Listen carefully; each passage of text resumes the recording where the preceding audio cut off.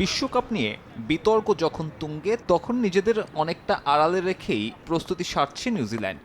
মুম্বাইয়ে চলছে কিউইদের বিশ্বকাপ ক্যাম্প। যদিও এই সংস্করণে সুখস্মৃতি নেই ব্ল্যাক ক্যাপসের। সর্বোচ্চ সাফল্য 2021-এর ফাইনাল, সেমিফাইনাল খেলার অভিজ্ঞতাও 4 বার। তবে ওই যে আরাধ্যের বিশ্বকাপ, সেটাই এখনও ছুঁয়ে দেখতে পারেনি নিউজিল্যান্ড।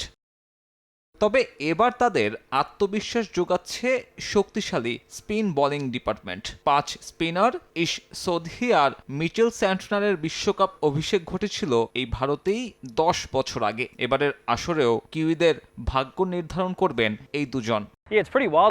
ভাবতেই অবাক লাগে 10 বছর পার হয়ে গেছে। এখন অনেক অভিজ্ঞ আর পরিণত হলেও কিছু ক্ষেত্রে তো নিজেকে বাচ্চাই মনে হয়। তবে অভিজ্ঞতাটা দারুণ। নিউজিল্যান্ডের হয়ে বিশ্বকাপ খেলা বরাবরই স্বপ্ন ছিল, এবারও তাই। টুর্নামেন্টের শুরুতে দারুণভাবে করতে চাই। তবে বিশ্বকাপের প্রস্তুতি ভালো হয়নি কিউইদের। ভারতের কাছে 4-1 ব্যবধানে টি-20 সিরিজ হার। যদিও ওই অভিজ্ঞতাকে গুরুত্ব দিচ্ছেন সোধি। ভারত নিজেদের কন্ডিশনে দুর্দান্ত। ওই সিরিজে উইকেট ফ্ল্যাট ছিল, বাউন্ডারিও ছোট। হয়তো বিশ্বকাপেও এমনটাই হবে, তাই হারলেও ওই অভিজ্ঞতা কাজে লাগবে। একইভাবে খেলতে পারলে এই টুর্নামেন্টে ভালো করার সম্ভাবনা আছে।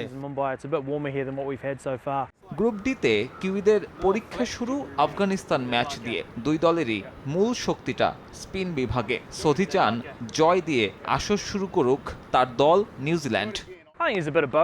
আফগানিস্তানের মতো আমাদের স্পিন ইউনিটও শক্তিশালী। অনুশীলনে সবাই আলাদা করে কাজ করছে স্পিন নিয়ে। কেবল শেষ সিরিজ নয়, বরং এই ফরম্যাটে সবার অভিজ্ঞতা কাজে লাগানোটা গুরুত্বপূর্ণ। এর আগে ওয়ার্ম আপ ম্যাচে যুক্তরাষ্ট্রের মুখোমুখি হবে নিউজিল্যান্ড। গ্রুপ পর্বে তাদের 4 ম্যাচের 3টাই অনুষ্ঠিত হবে চেন্নাইয়ে। সাব্বির মিথুন, সময় সংবাদ।